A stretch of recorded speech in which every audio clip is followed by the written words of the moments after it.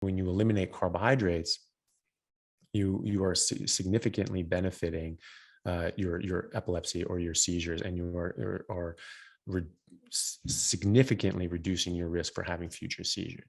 I was talking to Professor Ben Bickman at BYU, and he was talking about it as well. And he's been doing research on insulin and metabolism for well over 15 years. And he's a professor of biochemistry and bioenergetics, I think is the his title, but I could be mistaken there. But anyway, he's a professor at BYU and does a ton of research on this.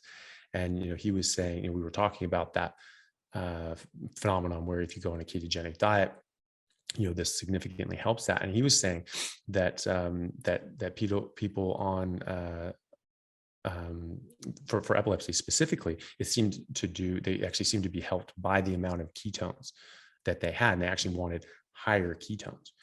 So eating more, fatty meat, that's going to bump up your ketones, and that for them was actually even more protective, that not just being in, the correct metabolic state and not, dumping a bunch of sugar into your brain, but having it run on ketones, which it prefers, as Ben Bickman said, like, when you're going into like a ketogenic state, or, just your normal metabolism, which is called the fasting metabolism. But I disagree with that. I think that that's our primary metabolic state.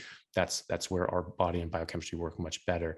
And when your blood sugar is sort of going down, and it's not being just stuffed into every orifice by insulin, it starts coming down, and then your ketones, or even like you have like, something, I forget the exact amount, but you have something like a quarter of the amount of ketones as you do glucose. All of a sudden your brain just goes, yep, that's what I want. And it only runs on ketones. It just throws the glucose away.